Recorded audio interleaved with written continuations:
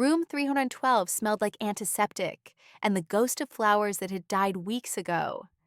The only light came from the monitors painting Lucas Harper's face in shifting blues and greens, the same colors that had watched over him for 11 months, 23 days, and 14 hours.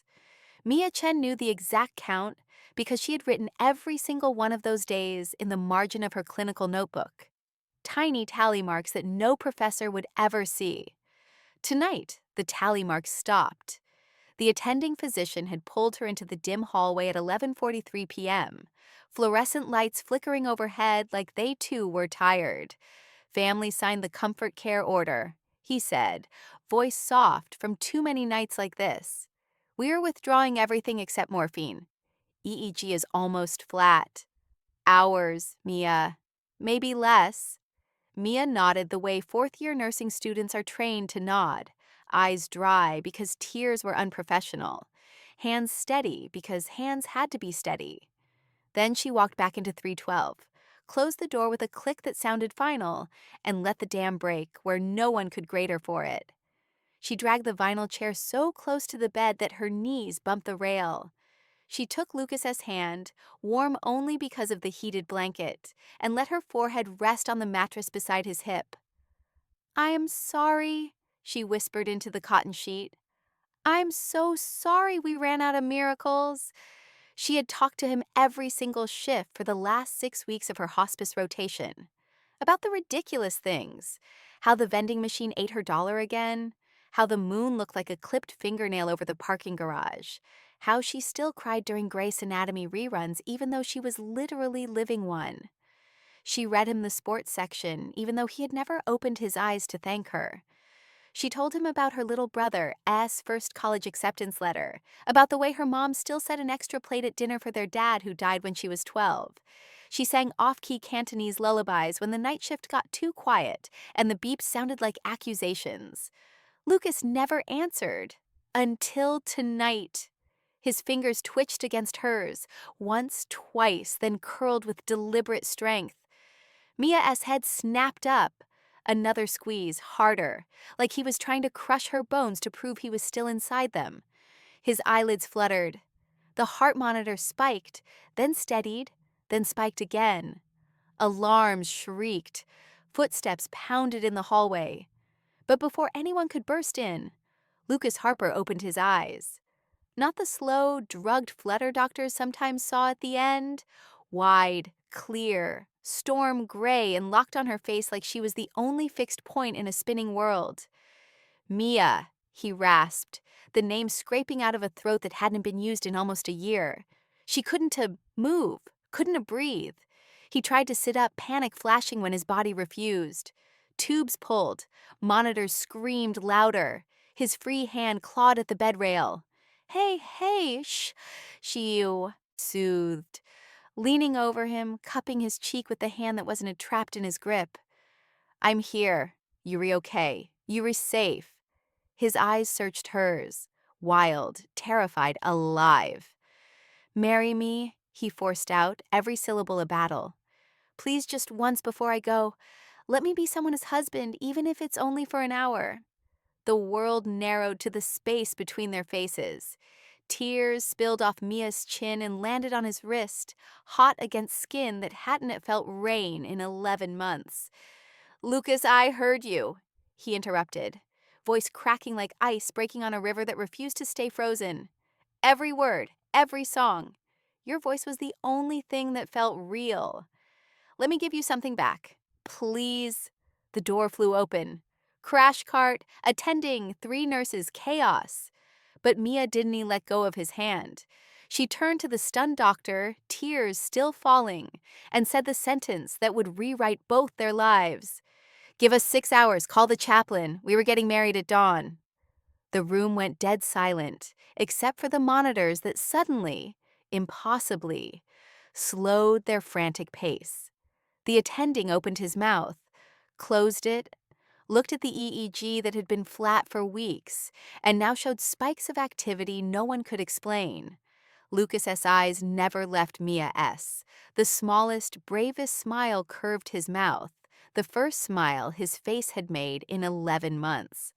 Mia leaned down until her forehead touched his, until her tears mixed with the salt on his cheeks. Yes, she whispered against his skin. 1,000 times? Yes. The heart monitor settled into a rhythm that almost sounded like joy. Outside the window, the city lights blurred into rivers of gold and red, and somewhere deep inside, a body medicine had given up on. Lucas Harper's heart decided it could wait a little longer for goodbye, because someone had just said hello in the only way that mattered. The wedding was happening at sunrise.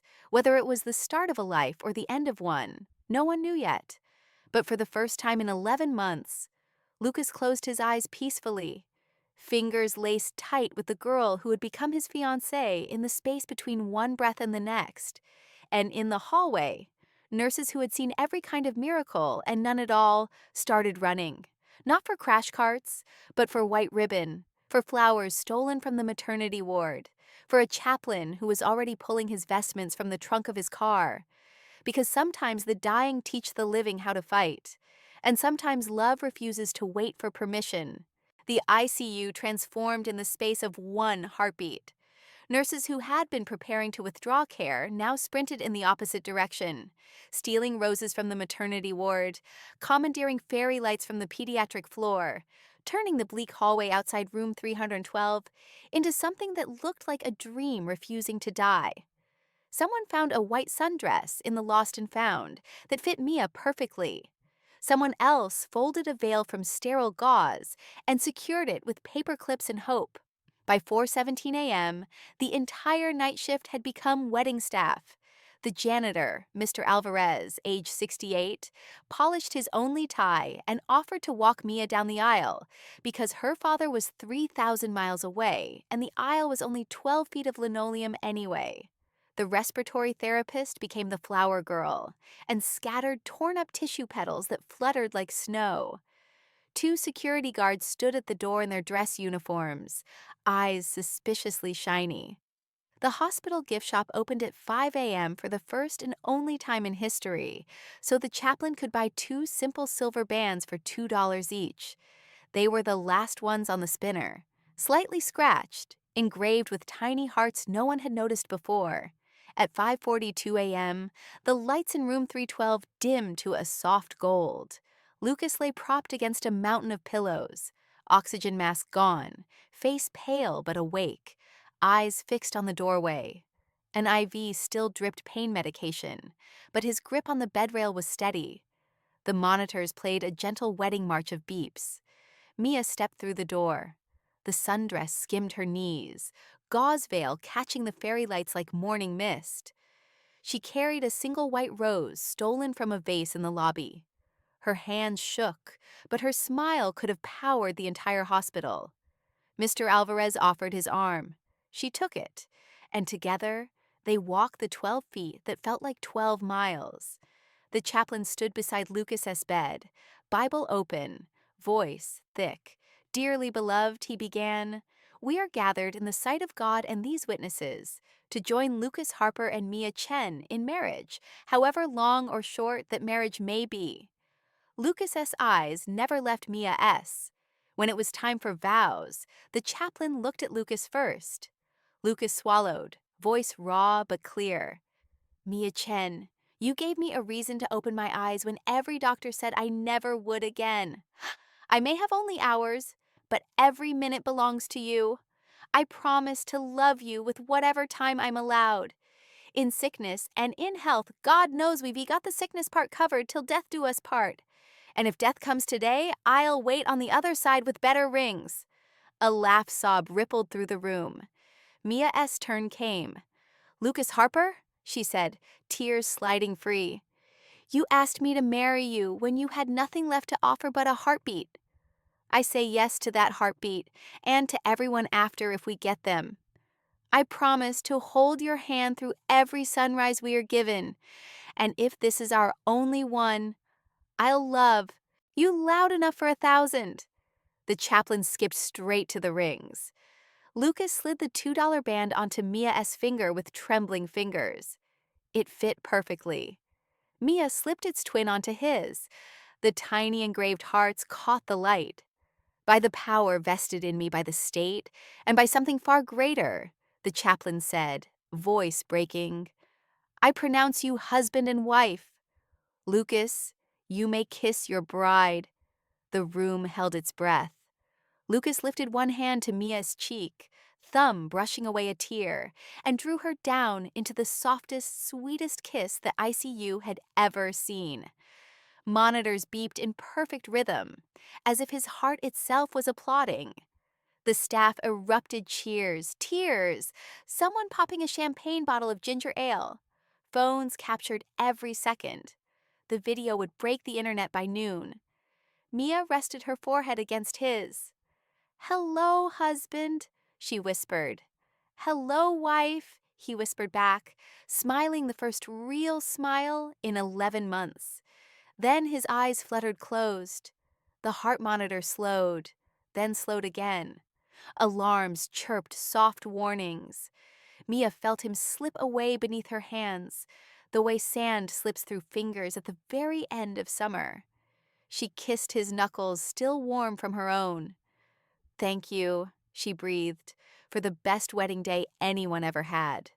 The room quieted into the sacred hush that comes when love has done all it can.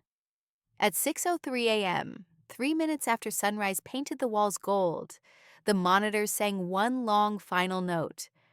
Lucas Harper died as a married man, hand in hand with the wife who had given him the only thing he asked for.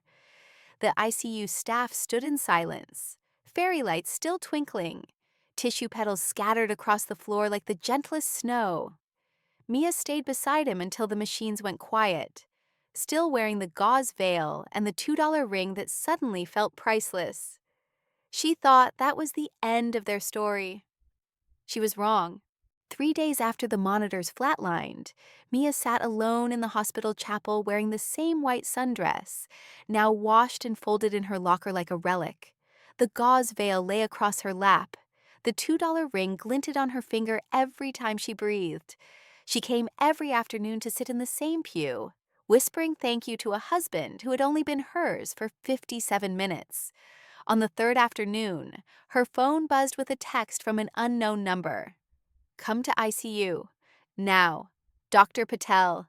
She ran. The hallway blurred. Nurses she recognized from the wedding turned as she passed, eyes wide, some crying, some smiling like they'd seen a ghost walk back in. She burst through the double doors of room 312, expecting empty space. The bed was occupied. Lucas Harper sat propped against pillows, oxygen mask gone, IVs reduced to one quiet bag, eyes open and fixed on the door like he'd been waiting centuries instead of days. He was pale, thin, alive. Hey, wife, he rasped, voice rough but strong, the crooked smile she had only seen once now blazing across his face. Mia's knees gave out. A nurse caught her before she hit the floor, guided her to the bedside. Lucas reached for her with the hand that still wore the scratched silver band. She grabbed it like it was the only solid thing left in the universe. You were awake, she choked. Turns out dying is harder when you've got a wife waiting, he said, thumb brushing the ring on her finger. Doctors keep using the word miracle. I keep telling them it is just stubbornness and really good motivation. Dr. Patel stood at the foot of the bed, arms crossed, shaking his head in disbelief. EEG was flat for 11 minutes, he told her. No pulse, no reflexes. We called it. Then his heart started again on its own. Stronger than before the code. Brain activity off the charts. I've got 20 years in neurology and I have no explanation. Lucas never looked away from Mia. I heard the flat line, he said quietly. I was floating, ready. Then I heard you say thank you. Heard you kiss my hand. Something in me decided dying would be rude to my brand new wife. Tears rolled down Mia's cheeks and splashed onto his blanket. I thought I lost you, she whispered. You married me, he answered. I'm not going anywhere. The room filled with staff who had become family in one sunrise, nurses hugging, the chaplain praying through happy sobs, Mr. Alvarez, the janitor, wiping his eyes with the same tie he'd worn to walk her down the aisle. News spread faster than morphine through an IV. By evening, the story exploded. Coma patient dies. Marries nurse. Comes back to life 3 days later. Reporters camped in the lobby. The wedding video hit 100 million views. Strangers sent flowers, teddy bears, wedding gifts addressed to Mr. and Mrs. Harper, the couple who beat death. Inside room 312, the world shrank to 2 people and 2 scratched silver rings. Lucas slept a lot, fought through physical therapy like a man who had promises to keep, and every time he opened his eyes, they looked for her first. On the 7th day, he was moved to a regular room with windows that actually opened. Mia sat on the bed, legs tucked under her, reading him the thousands of messages from strangers whose hearts he had restarted just by restarting his own. He listened, then took the phone, set it aside, and pulled her down beside him. "I need to tell you something," he said, voice serious for the first time since waking. Mia's stomach dropped. "The first wedding," he continued, "was the most beautiful moment of my life. But it was for me. This time I want one for you, when I can stand without the walker, when I can carry you over a threshold instead of you carrying me through death. I want to marry you again, Mia Harper, properly, in sunlight that isn't borrowed." She laughed through fresh tears. "You are already my husband, and you're already my miracle," he said. "But I want the world to see what happens when love refuses to let go." He kissed her, then slow, deliberate, the kiss of a man who had crossed an ocean of darkness and found shore because someone was waiting on the other side. Outside the window, spring arrived early, cherry blossoms exploding pink against the glass, like the city itself was celebrating a second chance. Inside, Lucas Harper held his wife and planned a wedding he never thought he'd live to attend. Death had taken its best shot and missed. Love was just getting started. The hospital discharged Lucas Harper on a perfect May morning, exactly 7 months after the wedding that was never supposed to last. He walked out on his own 2 legs, slow, careful steps, cane tapping the linoleum like a metronome. But he walked. Mia waited by the automatic doors in the same white sundress she had worn in room 312, now paired with sneakers and the silver ring polished bright. When he reached her, he dropped the cane, cupped her face with both hands, and kissed her in front of cameras, nurses, and a sky so blue it looked photoshopped. The video broke the internet again. Recovery became their new rhythm. Lucas moved into Mia's tiny off-campus apartment because stairs were still the enemy, and because neither of them could sleep without the other's heartbeat nearby. Physical therapy 3 times a week turned into dates. He relearned balance while she studied for boards, flashcards taped to the parallel bars. When he took his first unassisted steps across the living room, he didn't cheer. He dropped to one knee instead, pulled a small velvet box from his pocket, and opened it to reveal 2 simple platinum bands. "I promised you a real wedding," he said, voice rough from effort and emotion. "I'm ready to stand when I ask. Mia Harper, will you marry me again? This time when both of us are breathing easy." She tackled him to the carpet in a yes that shook the walls. Planning began in stolen moments between her night shifts and his day therapy. They chose the hospital courtyard, same tree that had shaded his bed when they wheeled him outside for fresh air, same spot where cherry blossoms had fallen like confetti the day he decided to live. They kept the guest list small but fierce. The night shift nurses who became bridesmaids, Mr. Alvarez proudly giving away the bride again, Dr. Patel and the chaplain as co-officiants, because neither would let the other have the honor alone. Lucas designed the rings himself, platinum bands with an inner engraving only they would ever see. On his, "You said yes when goodbye was certain." On hers, "I stayed because hello was possible."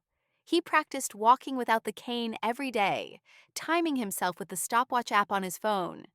Mia caught him once at 3 a.m., pacing the hallway in socks, sweat beading on his forehead, whispering, "Left, right, Daunty fall like a prayer."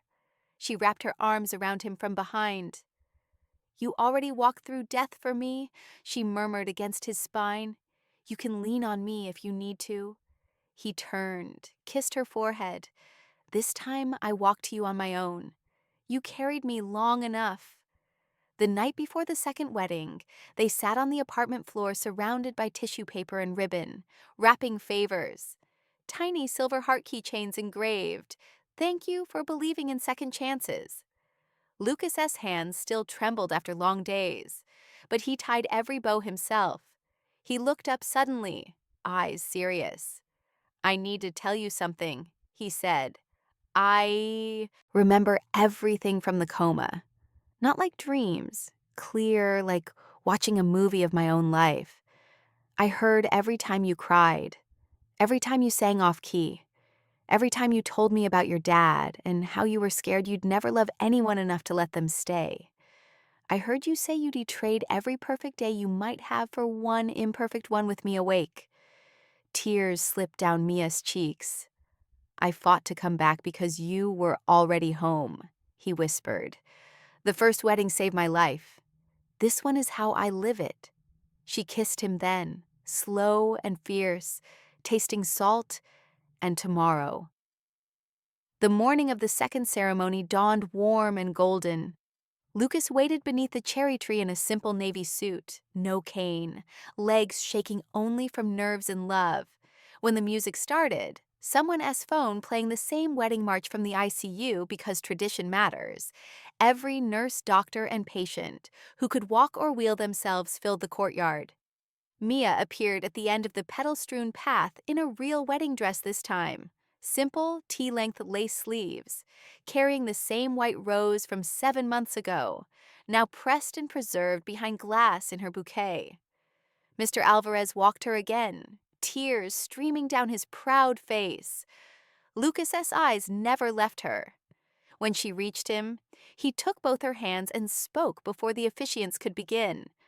"I was supposed to die," he said, loud enough for everyone to hear. "You gave me a reason to live. Then you gave me a life worth living. Today I am not marrying you to beat death. I am marrying you to celebrate everything that comes after." The vows were short, fierce, permanent. Rings slid over knuckles that no longer trembled. When the chaplain pronounced them husband and wife for the second time, Lucas kissed her like a man who had waited 11 months and 3 days and would never wait again. The courtyard erupted, cheers, petals, ginger ale toasts in plastic cups.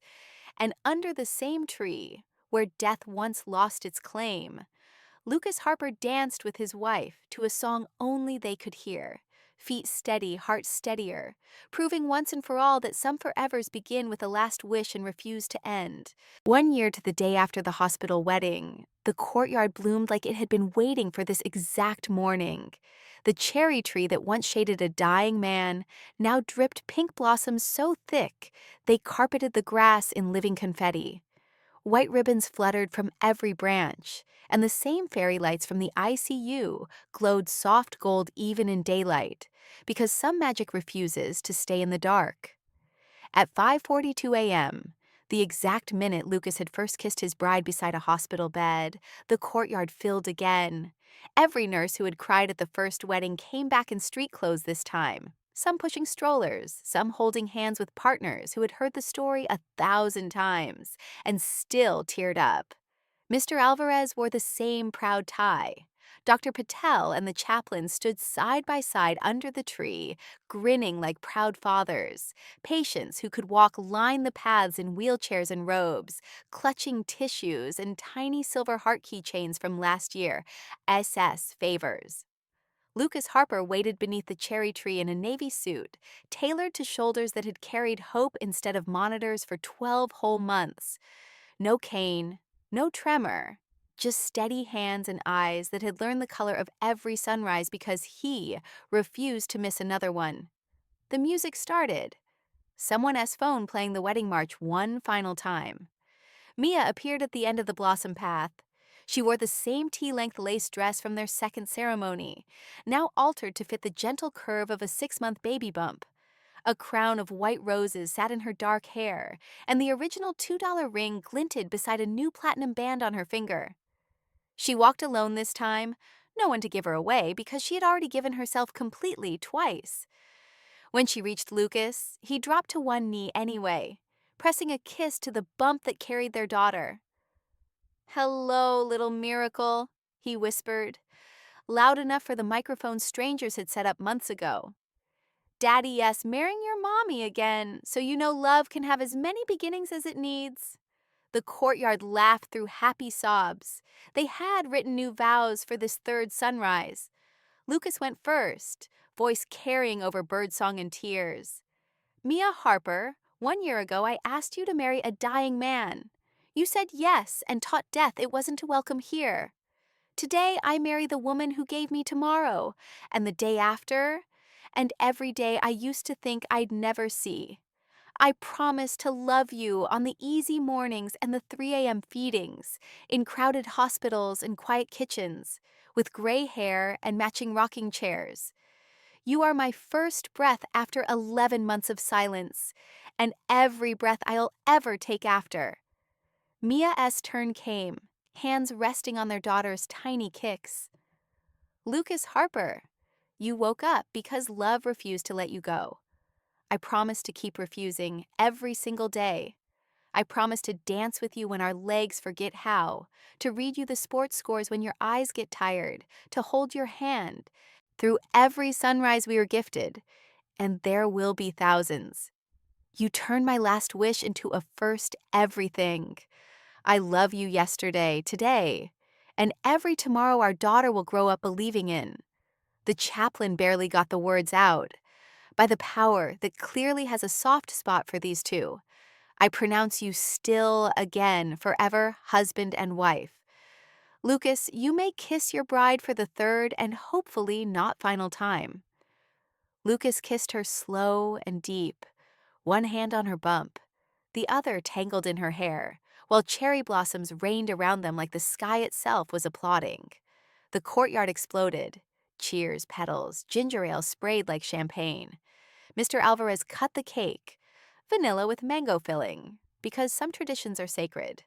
Nurses danced with patients who had learned to walk again because this hospital had learned miracles are contagious. Strangers who had followed the story online wiped tears in living rooms around the world as the live stream hit 1 billion views. Later, when the sun climbed high and the courtyard emptied to just the two of them, Lucas led Mia to the bench beneath the cherry tree.